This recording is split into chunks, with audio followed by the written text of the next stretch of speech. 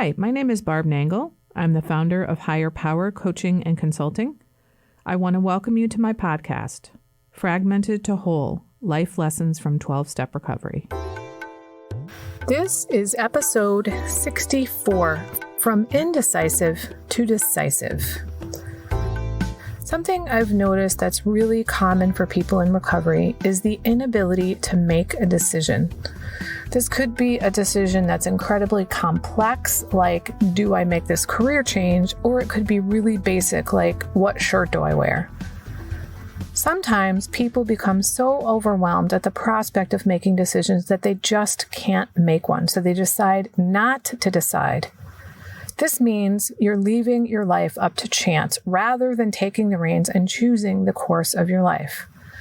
What I've learned, especially through recovery, is that not making a decision is way worse than making, quote, the wrong decision.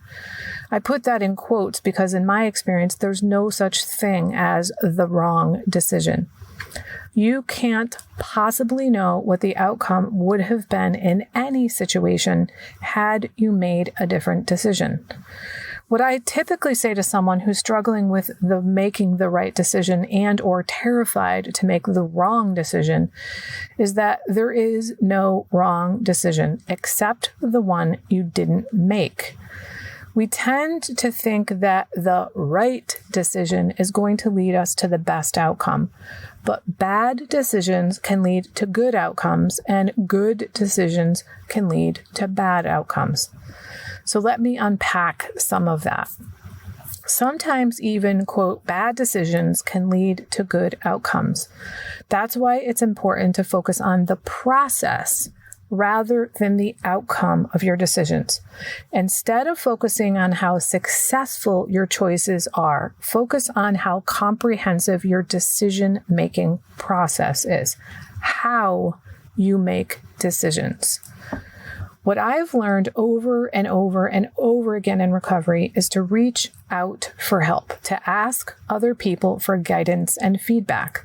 This doesn't mean I'm going to do what they say. It means I'm going to get different perspective on choices I want to make. In the beginning of recovery, this was extremely difficult for me. You might even say impossible. I was used to being entirely self-sufficient. I never asked for help for anything. When I started, it was asking for little things like, should I send this email or how would you respond to this?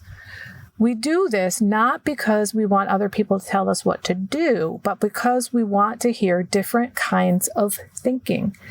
The more perspectives we have in looking at an issue, the more informed we are.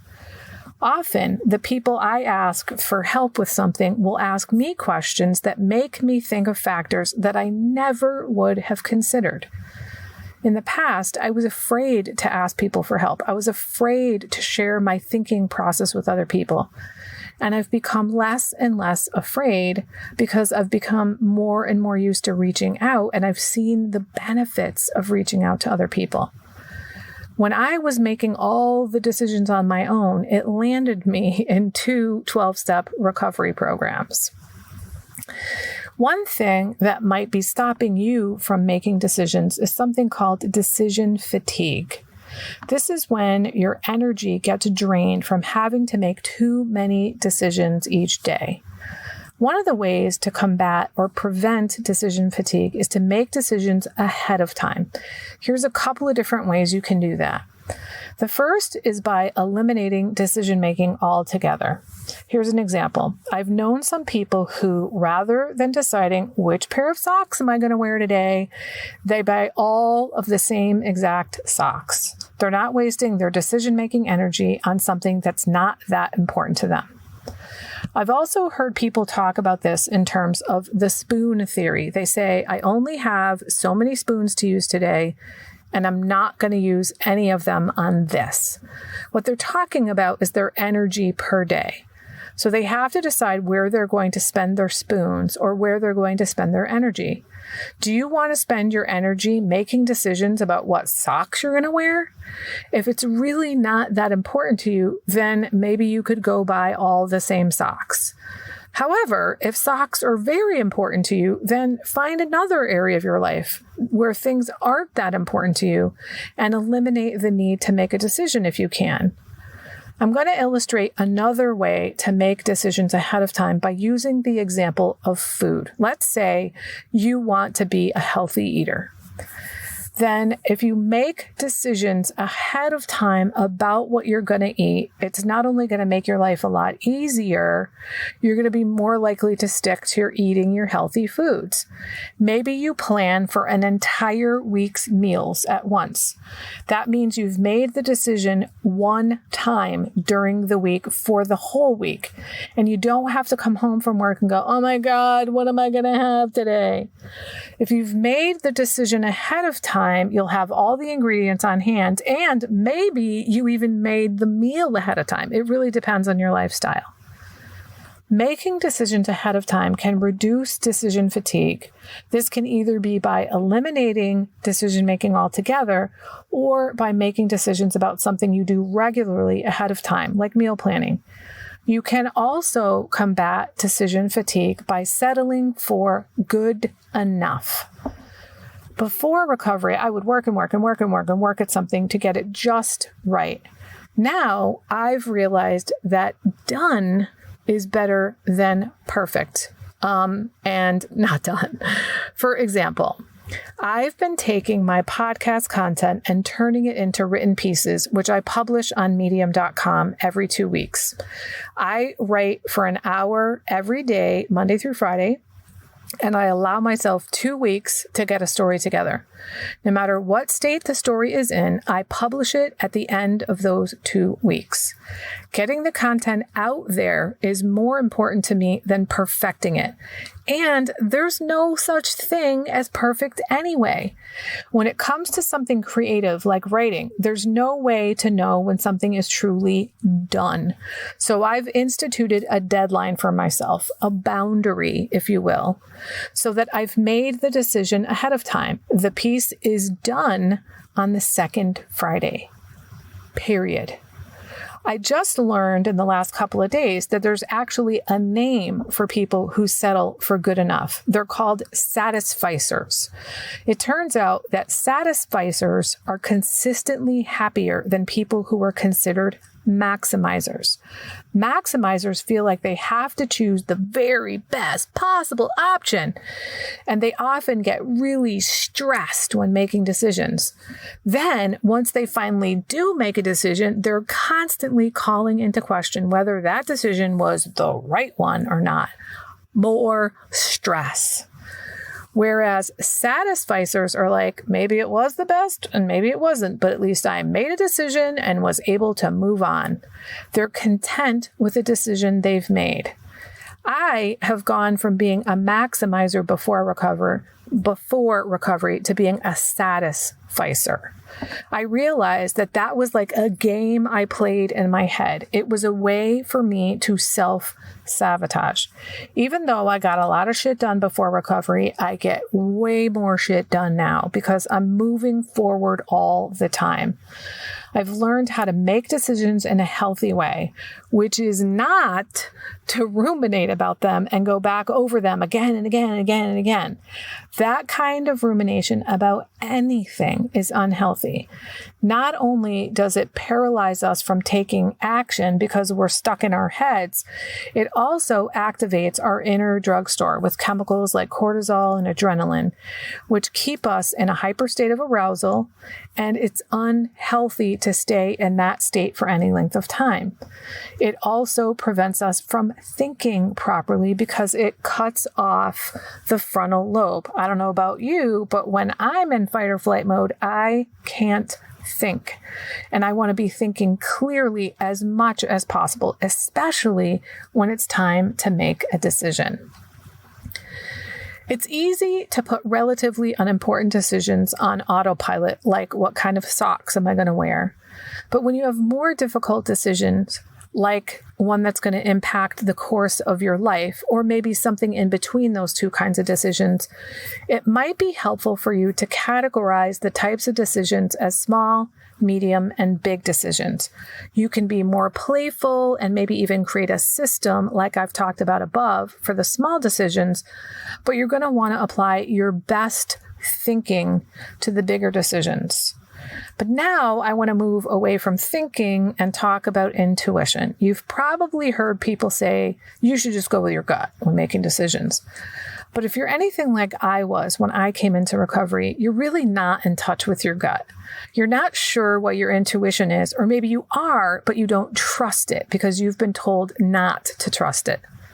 Studies actually show that if you're going to use your intuition in making decisions, it should be in an area in which you have in-depth knowledge. So if you've come into recovery and never had one healthy relationship, you are certainly not an expert on how to have a healthy relationship. So you probably don't want to use your gut in making decisions about how to manage relationships, at least not in the beginning. You probably should either talk to a therapist and or run your decisions by some of your fellows or your sponsor. On the other hand, if that same person who's never had a healthy relationship has been doing data management for years and somebody asks them a question that has to do with data management, but they don't have all the facts, but their gut tells them you should do this rather than that, then that's fine to go ahead and use their gut in that arena because that's an area in which they have expertise. If you really want to work on honing in on your intuition, here's something you can try. Start tracking your feelings about a decision before you actually make the decision. Write down what you're thinking and feeling. Then, once you've made the decision and seen how it plays out, you can go back to your notes and compare the outcome of the decision with your thoughts and feelings as you were making the decision. This can help you see if you had a gut feeling ahead of time and if it was right about what, quote, the right thing to do was. And when I say the right thing to do, I don't necessarily mean what led to the best outcome. I mean the one that you feel the best about given the information you had at the time. Now I want to talk about perfectionism. This is a common reason why many people have difficulty making decisions. Perfectionism is based on fear. You're afraid to make the wrong decision. Not only is perfection an illusion, it sets you up for being forever disappointed in your work. When you strive for perfection, you're using up time to focus on details that you will never judge as right. It can also become an obsession, which is really unhealthy, especially for people in recovery. Perfectionists can take a lesson from the world of entrepreneurship. In that world, it is absolutely imperative, if you want to succeed anyway, that you learn to fail and you learn to fail well. When I say fail well, what I mean is you recover from failure quickly. You understand it is just part of the process and not really a problem in the big picture. In fact, I have that quote taped on my laptop screen to remind me. Failure and learning are simply part of the process and not really a problem in the big picture. That allows me to just pick up and move on. I don't spend any time beating myself up, questioning, blah, blah, blah, blah, blah. You learn what you can from your failure, and you use that knowledge going forward to be better and to do better. If you are constantly aiming for perfection, you likely have difficulty getting things done, which means you don't get the experience of recovering from failure.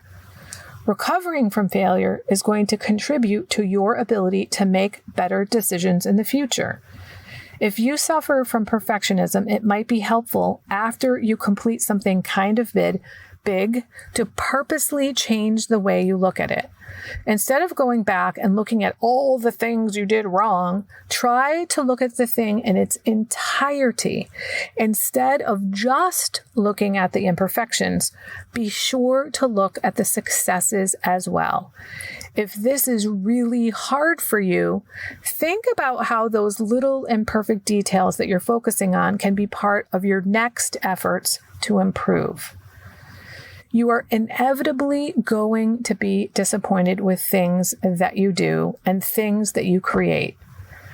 But imperfections are inevitable, just as is disappointment. You want to find a balance that works for you. You'll be much better prepared for success, whether this is success in your recovery, your relationships, your career. If you find the balance of good enough and this is the amount of disappointment I can handle. Chances are, if you're a perfectionist, you suffer from the illusion that you can't tolerate any disappointment. Meanwhile, you're disappointed all the time. We're told time and again that mistakes are part of the learning process. And it's true that much of our deepest learning can come from our mistakes. And every mistake can be a lesson if you look at it the right way. So we shouldn't regret making mistakes, but there is a type of regret that can be devastating, and that is the regret of inaction. If you listen to older people talk about regrets, it's mostly regrets about what they didn't do, not something they actually did. So it's better to make a, quote, wrong decision and move forward and do something and potentially make a mistake and learn from it than it is to think and think and think and try to achieve perfection and never do anything because you're trying to make the right decision. There are a couple of quotes I want to leave you with. One is by Dostoevsky.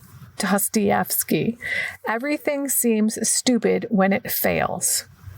In other words, it's easy to pick something apart after the fact. At that point, you have all the information you didn't have before you made the decision.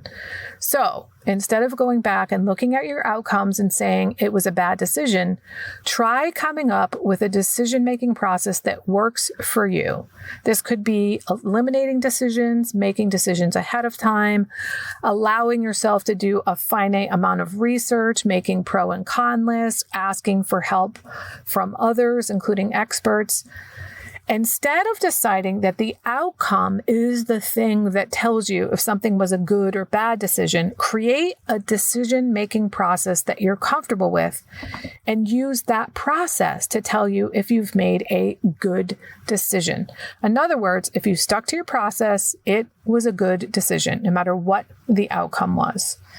And the second quote is from Jim Rohn. He says, we must all suffer one of two things, the pain of discipline or the pain of regret or disappointment.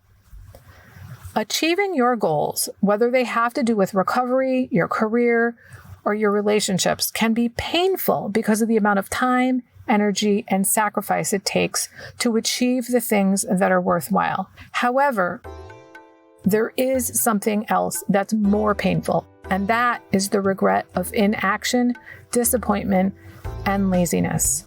Which type of suffering are you going to choose? That's it for today. If you like what you've heard here, then you just might be interested in private coaching with me.